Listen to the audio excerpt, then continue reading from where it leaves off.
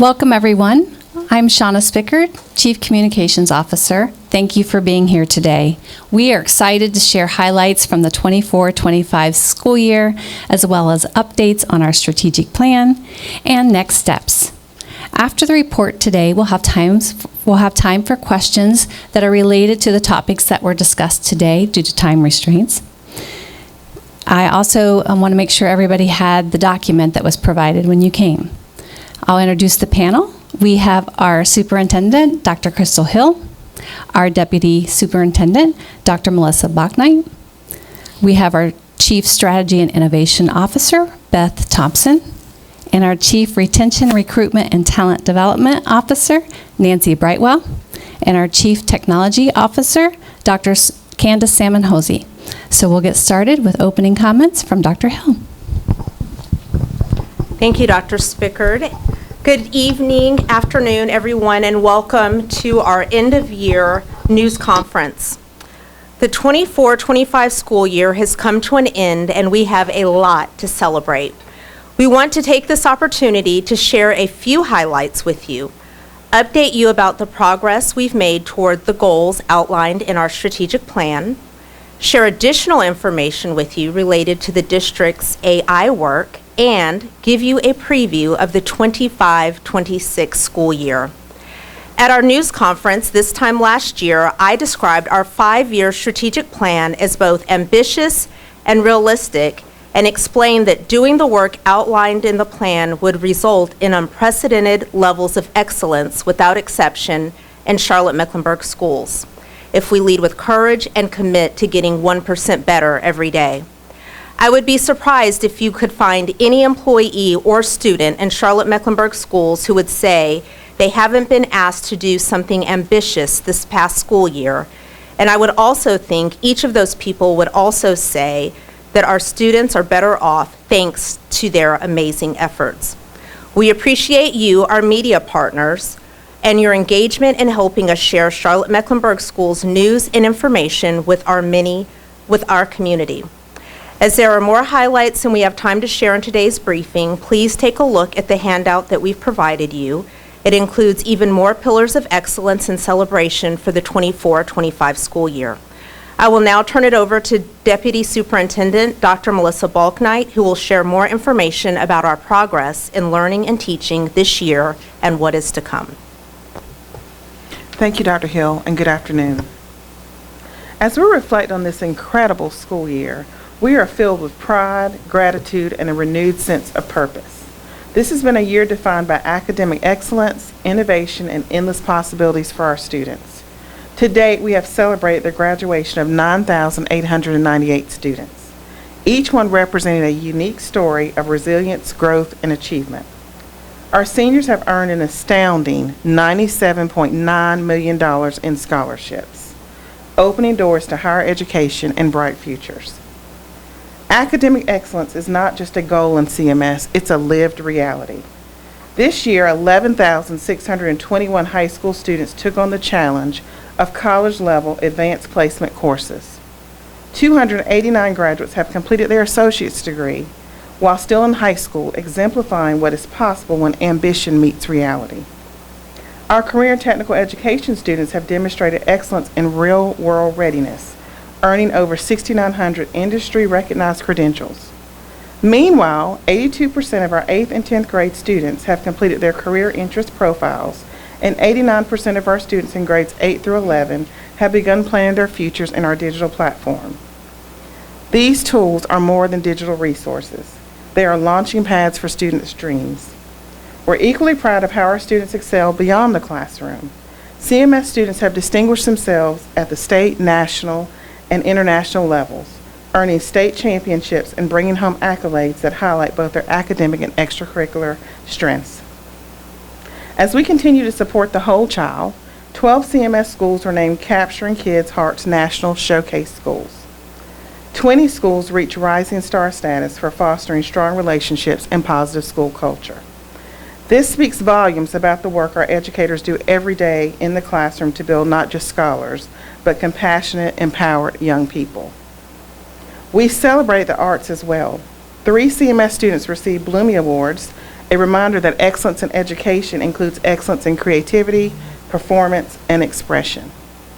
In the world of Charlotte-Mecklenburg Schools sports, our teams won 30 individual and state championships, including the Audrey Kell women's soccer team, West Charlotte's football team, and North Mecklenburg men's basketball team. CMS was also recognized as an academically and intellectually gifted, promising district, one of only 13 school districts in North Carolina to receive this honor, affirming our commitment to gifted education. Our magnet programs continue to shine, with 9 schools receiving Magnet Schools of America Merit Awards. This, along with the 10,000 8th grade students who attended the Endless Possibilities Choice Fair, shows the growing impact of our innovative student-centered programs. These milestones are not isolated achievements. They are the result of the tireless work of our educators, the support of our families, and most importantly, the potential of our students. As we close this year, let us not just reflect, but celebrate the academic excellence that defines Charlotte-Mecklenburg Schools. The future is bright, and together we are preparing our students not just for what's next, but for what's possible. At this time, I'll introduce Chief Beth Thompson, Chief of Strategy and Innovation. Good afternoon. This time last year, we were sharing with you a long list of amazing things that had taken place in Charlotte-Mecklenburg Schools during the 2023-24 school year.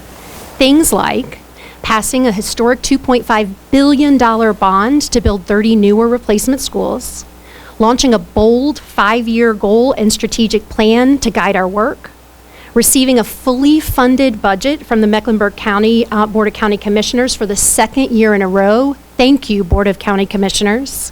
Creating school performance areas to better support our schools, building new project management systems to track progress and stay focused, and the list goes on and on.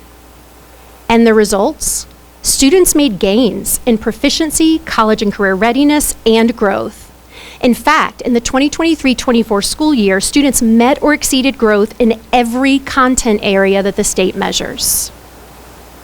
And with new 5-year goals and guardrails beginning in this past year, the 24-25 school year, goals and guardrails that reflect the vision and values of the Charlotte-Mecklenburg community, our work couldn't stop. In fact, it needed to get even better. We are thrilled and proud of the incredible progress we've made this year for our students. Our first year of implementing the 5-year strategic plan has been a resounding success. Here's what we focused on and accomplished, our big 5 for student success. Pay better, competitive pay to attract and keep great teachers. Train smarter, fast, effective training to grow strong educators. Keep our talent, support and value teachers so they stay in Charlotte-Mecklenburg Schools. Safe and welcoming schools, clean, secure, and caring environments for students and staff. And top tech tools, modern technology for students and teachers. Now, I would imagine at this point, you're probably thinking, that's great that you all did all that, but did it work? Did outcomes change for students? And those of you who've been around a while probably know what I'm gonna say. The data is embargoed until the state makes it official in September. But I can say this, mark your calendars for September 3rd, the date that the state has set to officially release 24-25 school year data. Doing the right work with excellence pays off in unprecedented ways. I sure am excited to see you in September. But here's what we can say now. There's some key levers from our annual plan this past year that we're confident made a difference for our students this year. Together, we want to tell you a little bit about them. The first 3 are focused on teachers. First, we said we have to pay our teachers better in a way that allows us to recruit the quality teachers that we need. With the drive and support from our Chief Human Resource Officer, Dr. Keisha Cohn, and Chief Financial Officer, Kelly Klutz, we're able to demonstrate our commitment to paying staff better. Again, in the 24-25 school year, we've implemented phase 1 of the classified compensation study, and the board will be voting on schedules for phase 2 later this week. We've modernized and reduced organizational risk by building and launching a new financial system. Note, this does not include human resources and payroll yet. We created a Total Rewards website located right on the Charlotte-Mecklenburg Schools website so that current and future staff members know all the benefits of being employed by Charlotte-Mecklenburg Schools, tripling access and engagement in just 6 months. And for the 3rd year in a row, Mecklenburg County Board of County Commissioners fully funded the 25-26 budget, which includes an assumed 3% raise for staff. Again, thank you, Mecklenburg County. But in addition to paying teachers better, we also know we have to train and develop those teachers faster and better, getting the very best teachers in front of our students for the most days possible. Nancy Brightwell, Chief Retention, Recruitment, and Talent Development Officer, will share just a few of the countless highlights in our work around training and developing teachers this past year. Nancy? Thank you, Chief Thompson. Thank you, Chief Thompson. New this year, we've taken a strategic approach on all aspects of teacher recruitment and retention, reimagining everything from how we attract new teachers to the way we keep them and recognize their accomplishments. To start, we revamped our systems for attracting and hiring new teachers. We've seen dramatic results in a short amount of time. For the 24-25 school year, we started the year with 276 vacancies. That's down from 516 the previous year. And we were able to continue to fill vacancies throughout the school year to achieve and maintain a 99% fill rate in 8 of the 9 months of the school year. We've modernized our recruitment technology, investing in promising pipelines like Growing Your Own, all while using data to shift resources from low return investments to high impact strategies. While we've updated and streamlined our recruiting strategies, we've continued to have strong representation at our annual career fair. In fact, we welcomed 1,300 attendees this spring. We haven't seen those numbers since before the pandemic. The results of these efforts are currently, we have 97% of our teaching positions for the upcoming 25-26 school year already filled. As we work to fill teacher vacancies, we also work on training those teachers who are new to CMS to be successful in our classrooms faster and better. Our best-in-class CMS teacher residency program often attracts second career adults to our district and provides a pathway for them to become fully licensed teachers. We had 180 candidates complete the program in 24-25, and they're now teaching in our schools. And we've enrolled 300 candidates for the 25-26 school year. This will be our biggest class ever. 100%.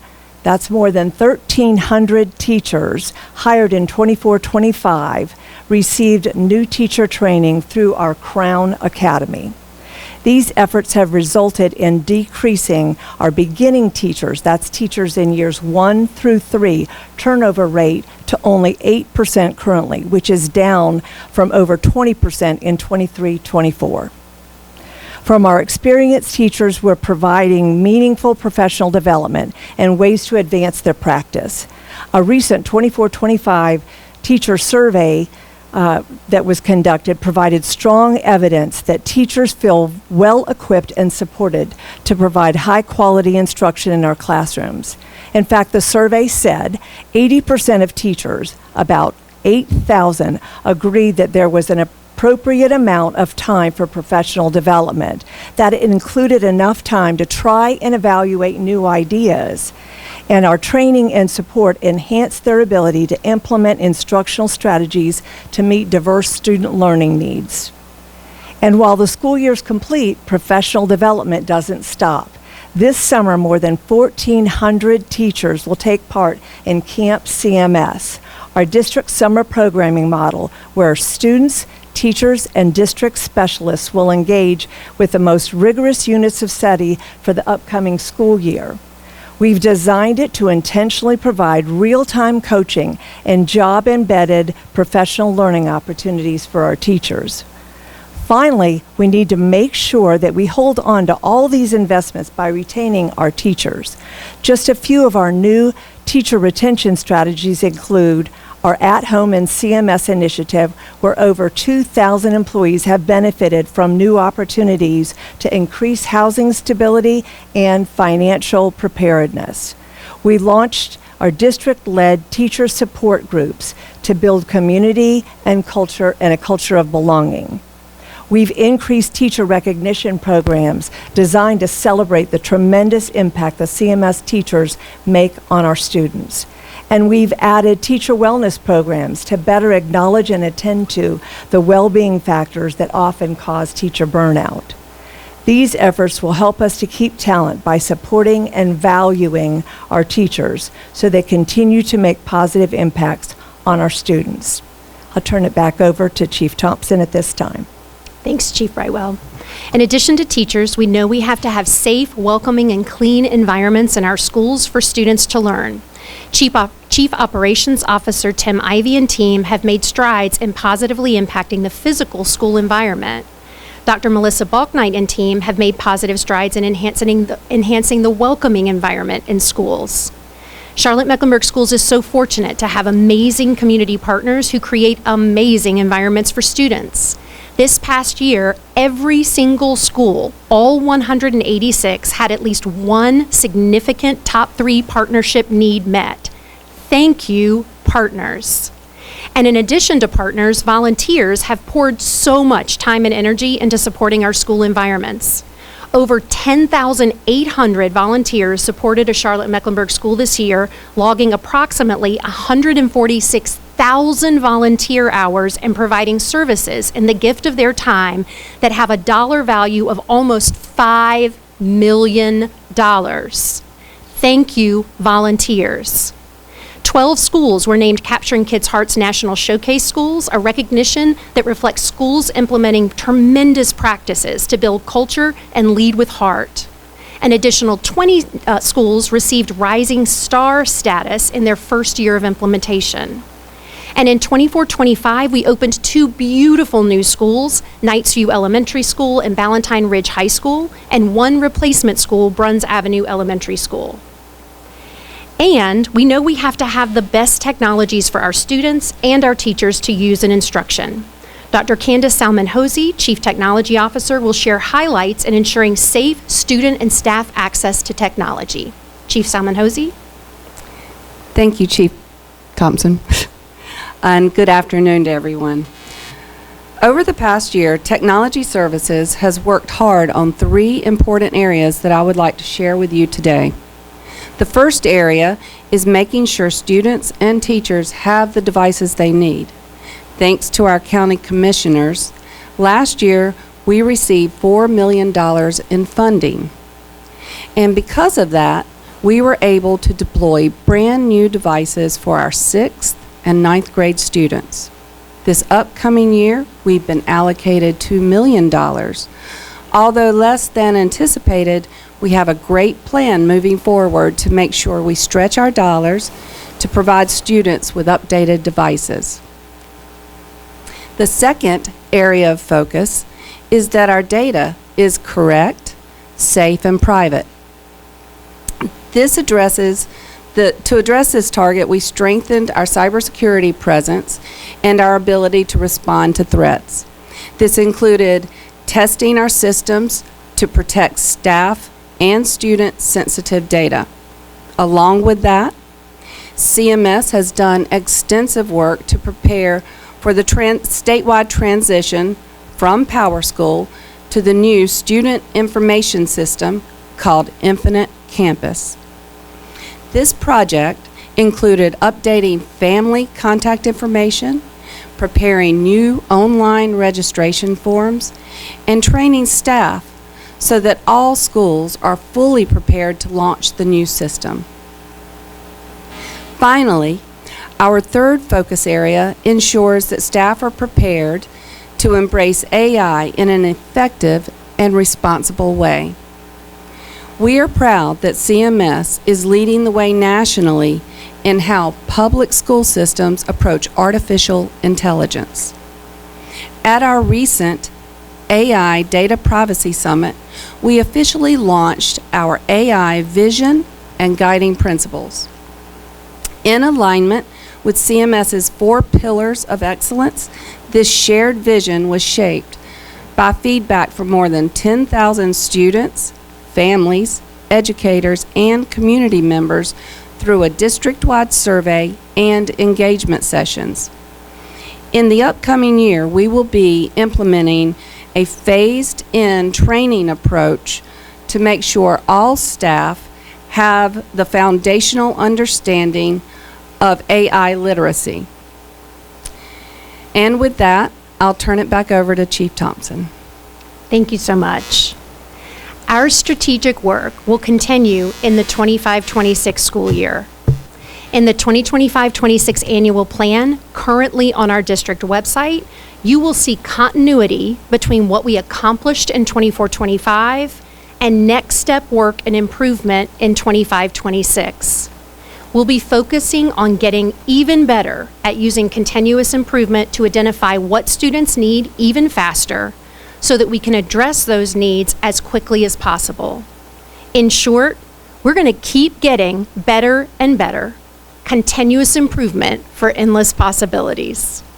I now turn it over to our superintendent, Dr. Crystal Hill, to share closing thoughts.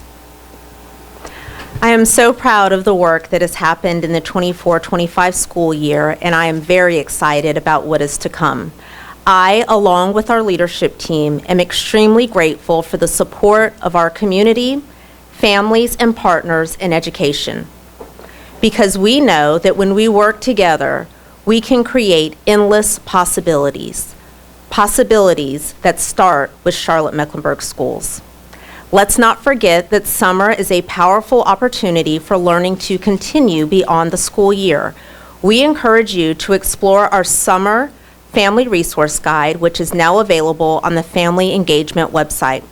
This guide is filled with valuable tools, activities, and connections to both district and community resources designed to help families and students stay engaged all summer long. We appreciate your help in spreading the word. Sharing this resources with families and community members is essential to ensuring all students have access to meaningful summer learning opportunities. I will now turn it over to Dr. Shanna Spickard to facilitate questions. And today, to help me, will be our intern, Ziana Chambers from Atlantic High School with the mic. So we'll take a round of questions.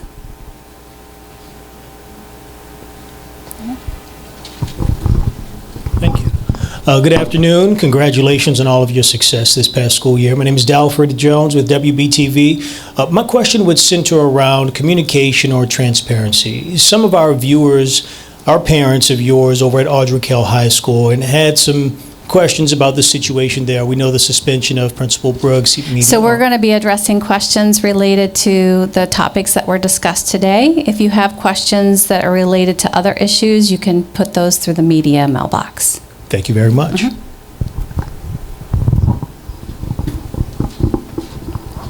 Any other questions? Pierre? No, thanks. Dr. Hill, in terms of talking about the test scores and everything, if you got rid of the makeup attendance policies, and how can a child that is able to come back, misses 15%, 20% of a semester, 15, 18, 20 days, how are they able to get back and able to get where they need to be if they're missing all that time when you got rid of the makeup policies? Charlotte-Mecklenburg Schools changed the attendance policy to be in line with the North Carolina State Board of Education attendance policy. So what does it say about the instruction or the preparation of that particular class if they're missing 20 days and they're able to still pass it? If students are able to complete the work and receive a passing grade, attendance cannot be the reason for a student not passing the grade. That was the change. So previously, you could have a student that had an A average, but because they missed an arbitrary number of days, they would automatically fail the course. So that was the change in the attendance policy. It is certainly not to say that student attendance is not important, because it certainly it is. So that was the change in the policy. Hi, Chief Brightwell, you said that 97% of all teacher vacancies have already been filled for the upcoming academic year. I'm wondering how CMS will make room for the teachers who no longer have a job after the closing of Niner University Elementary. Thank you for that question. We have met. Our talent acquisition team was out there for about a half a day right after that announcement was made to facilitate supporting any one of those employees who would choose to come to work for Charlotte-Mecklenburg Schools. Right here. Hello, Alex Sanz-Axios. I have two questions kind of big related to AI. But I want to ask first from the teacher end, are you guys seeing, is there any way that AI is helping teachers do their job or maybe have more time for more hands-on stuff with students?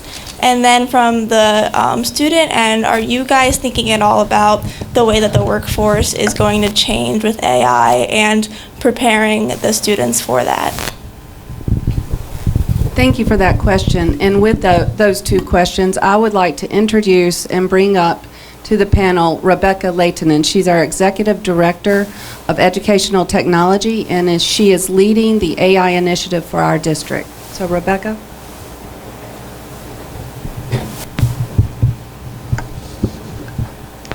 Thank you so much for those questions. The first question around helping teachers. So this year we're looking at a phased-in training approach. So we're looking at launching a network of AI champion schools, and those teachers and educators and leaders at those schools will set the way for the scaling it to the district in the next year. So we're taking a look at use cases with those AI champion schools and really creating the blueprint so we can see how teachers can free up the time and really focus on what really matters in working with students. Taking a look at the operational efficiencies, communication with parents, and really streamlining all of those tasks that take up so much of our time so we can really pour that back into our students. The second question around how student use. So we want our students to be prepared for the workforce, and we want to empower them in ways that they can use AI to really enhance their learning. The focus not really on misuse, but how can we take it to empower our students for what's next and really be ready for whatever comes their way. And so we're doing that through our digital citizenship and AI literacy curriculum. We've redesigned our K-12 curriculum to launch in August to include those AI literacy components so that they are ready to go and are able to take their learning to the next level.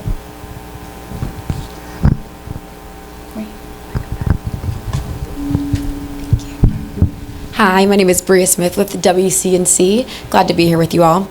I have two questions, one regarding the importance of pouring into teachers.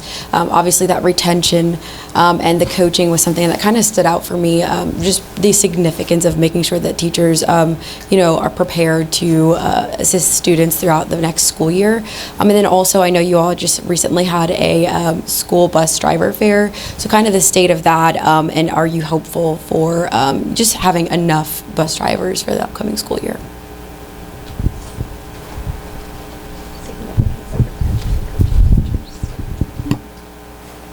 I'll speak to the just the significance of retention and coaching teachers. We obviously put a high priority on developing our teachers and ensuring that anyone who's interested in coming to Charlotte-Mecklenburg knows that from the minute that they choose CMS as their employee, we're going to pour into them. We're going to help them to grow, to be as effective as possible. In fact, we last year launched Crown Academy, as I mentioned, which increased our onboarding, where we're bringing in and orienting our new educators from a 3-day experience to an 11-day experience. So from the very beginning, we want to make sure that they're well prepared in order to be difference makers for our students.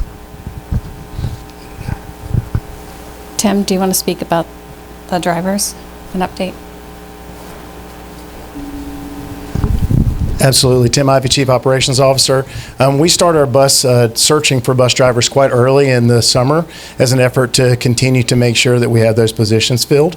And at this time, we're not really seeing a dramatic bus driver shortage, but we are always recruiting and looking for people that are wanting and willing to be part of the CMS family and help us with transporting students back and forth to school. Does anybody else have a first round question before we start second round? Okay. Dr. Hill, I know you guys talked about pay increases and stuff like that and teacher retention. Some people were surprised that you asked for 2.83% from the county increase for teachers' salaries. Was there a reason why it wasn't more than that? Did someone from the county, be it Dina or whomever, tell you the money just won't be there if you ask for more? Well, whenever you're working on a budget, you always have an idea of what you're working with. So we learned that through several ways. The first signal that we received was at our joint meeting that we had in January. It was a joint meeting that's an annual meeting between the Board of County Commissioners and the school board. And during that time, we had an opportunity to share highlights of our previous school year's data, as well as our 5-year financial forecast. The county during that time shared what their current revenue projections were and what they were looking at in terms of their overall budget. Then shortly after that time, during the county commissioners' retreat, they instructed staff to cut, I can't remember the number, is it 14 million or so out of their current budget. So, and don't quote me on that number, but it was double-digit millions. So at that point, we had an idea of what we would be able to go in terms of what our need was. In terms of what specifically we asked for an average for teacher supplement based on what we had done in previous years, knowing that our teachers clearly are not paid enough, but it will always be my recommendation to this Board of Education to increase the teacher supplement.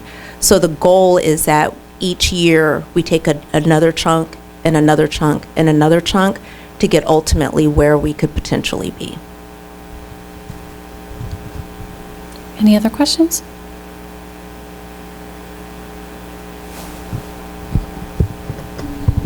How many teacher vacancies are there actually now? Currently, we have 414 classroom teacher vacancies. Anything else? All right, we want to thank you again for coming. Oh, sorry. Yeah, I just had a quick question about the use of AI again. There's been a lot of studies coming out recently around the lack of critical thinking that's needed to use AI. And I'm wondering if any new policies will go into effect for the upcoming academic year to limit the use of AI in classrooms. So with looking at student use or even staff use with AI, we still want our students to develop those critical thinking skills, creative thinking skills, and not use AI to potentially just create content, but to enhance their learning.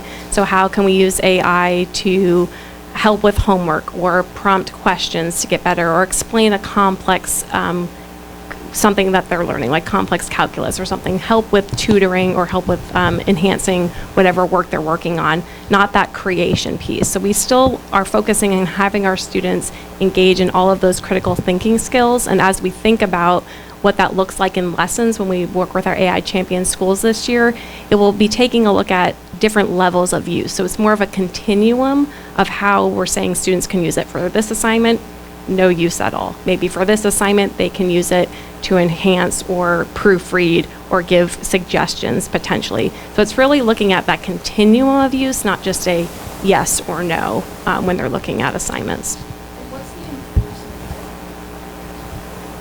So right now, students we know that they're using it, like at home. They're not able to access it within our network, but we're looking at publishing a guidance document for staff and students this coming August, and it will include those areas for when they can use it and when they can't. I'd just like to make another comment about AI, if that's okay.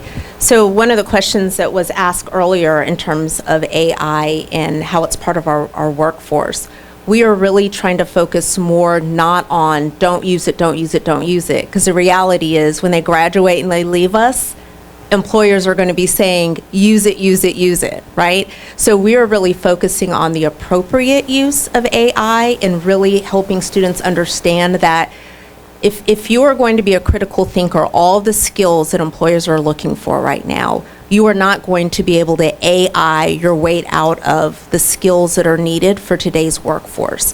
So helping students understand the purpose and function of AI is not to get the answer on a test. Like getting a grade is not the end game. Being able to be a contributing member to this society and to be gainfully employed, create endless possibilities for yourself and your family is the end game. How do you get that? You get there by having a clear understanding of AI literacy, and how we can use it to make all of our lives better, and that's really what we're focusing on. The other thing that I would say is this year that I've challenged our leaders this past Friday is to focus on, and I didn't know what this term was until a couple of months ago, but a pro-social classroom.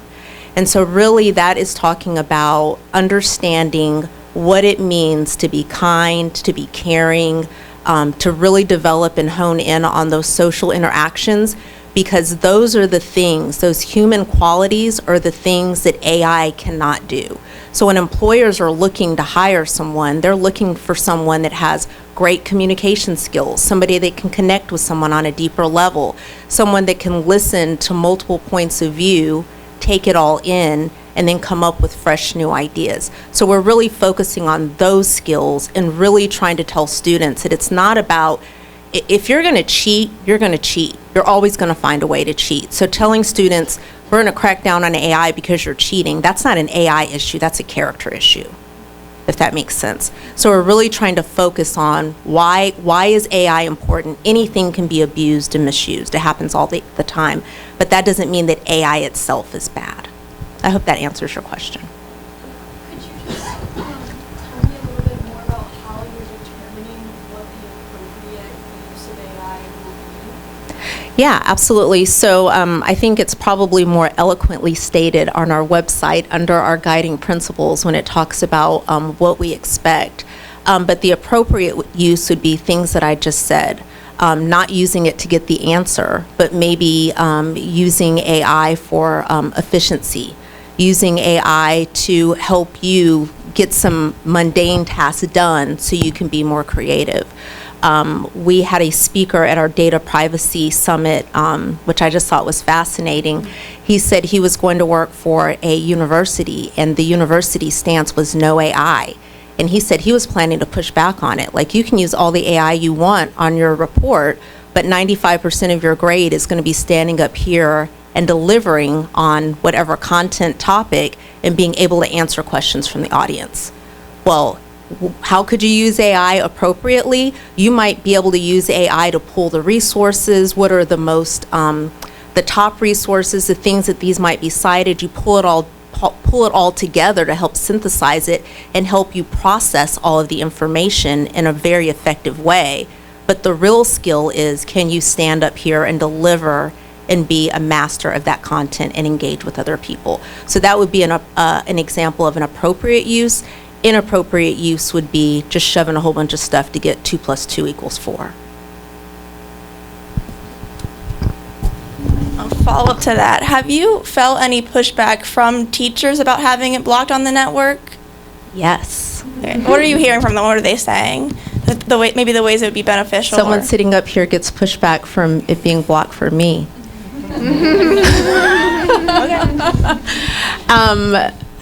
What I will say to that is we have been really tight. And one of the learnings that I've had this year is and it may be everybody else might get it. Maybe I was just a little slow coming to the table. But for me, my understanding of AI literacy and data privacy and how those two things are so closely intermingled has been a huge learning for me. I don't think the average person understands the connection between AI and data privacy. And so the reason why we've been so tight is because we're very concerned about students' and employees' data being put into AI and what may happen with that data, which is why we've been so tight. So we've started, and Dr. Candace, talked a lot about the importance of data privacy and data security and why we spent a lot of time building that foundation. Because if we don't get that right, then we are going to be in a lot of trouble with AI. We definitely want to do things right. And real quickly, if I have time, I just want to share this story that made it an aha for me. So let's just take my child, right? Let's say she's in 10th grade English and asked to do a research paper. And when she turns in the paper, the teacher is using AI to determine if she's using AI to write that paper. But when she puts it in, she puts her name, she puts her student ID number, and uploads the paper, right? And so it comes back and AI says, yep, 75% AI usage, which may or may not be true, right? We don't know. The implications, though, for my child, let's fast forward. She wants to be a doctor. She's applying to go to Duke Medical School. Well, Duke Medical School might be using AI to screen out applicants. So they put in my child's name, date of birth, and it pops up. This kid cheated in 10th grade, automatically screened out. My child has no clue why she never gets invited to come in for an interview for medical school. But I don't think until I heard that story, it was like, oh, like, it never occurred to me the connections that may be happening on the back end and some biased decisions that may be made because we used AI incorrectly. So we've really focused on the data privacy side first. I'm not sure if that answered your questions, but I hope it gives you insight to where we're going with this. But now I'm also kind of wondering if you have a teacher who's doing lesson plans at home or grading or something, and they're using chat. Are there repercussions for that? Has that become a problem that you have come across? Have you discovered that? Well, it's not become a problem yet, but we do know that obviously it may potentially be happening, which is why we've locked everything down. Beginning next year, it'll be locked down at home as well. So there are sites that you won't be able to use with your school device, and we'll be going through layers of training that will be required so teachers understand the implications of putting in student data and things like that. And eventually, hopefully in the near future, we'll be going to some closed generative AI that's very protective of our data, that's great AI. So teachers get the benefit of using it, students get the benefit of using it without it being the wild, wild west. I think in the back row we had a question. Kenneth Lee with WFAE. I promise, one last question on AI. What has parents' reaction been to the implementation of it in schools? You want to answer? Parents have been very positive. As I mentioned earlier, we had a 6-month engagement session, community feedback. We met with family, students, educators, the whole gamut of our stakeholders to get stakeholder feedback of where they were positioned as far as their perception of AI. It was a mixture of scared and curious, just like we all are, because this is uncharted territory, and especially for public school systems. But one of the common themes of the feedback was a safe approach was necessary. And so that's what culminated in our AI vision and guiding principles. We're also working with the school board on establishing a policy for AI. I think we have 2 more questions up front. Dr. Hill, we heard a lot about all the things that you guys are proud of. Is there one specific area that you want to see better that maybe didn't go as well as you would like? Is there one specific area or 2 specific areas that you go, you know what, coming up next school year, we really need to put a lot of focus on this?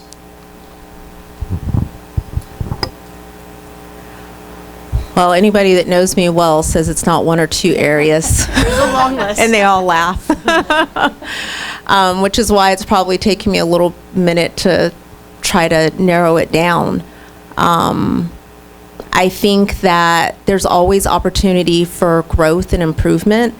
I think one of the things that we want to approach differently is making sure that we are learning and implementing on smaller scales and learning from the people that are at the heart of the change. What do I mean by that?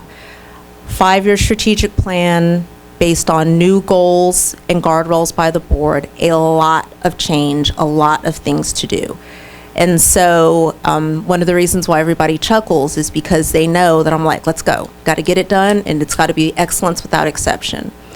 I think our team taking a really good look at what is the current, what do people already have on their plate?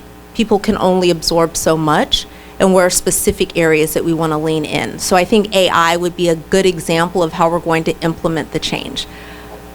Because up until, I don't know, just a few weeks ago, I'm like, no, we're not doing this AI champion thing. Everybody's doing it. And, correct? Yes, correct. And now we're, they said, well, maybe 5 schools. And I said, no, 30. So these 30 schools that raise their hand and say they want to go a little bit deeper than the scuba diving that everybody else is doing, but 30 schools that raise their hand is a lot different than us saying you have to do it.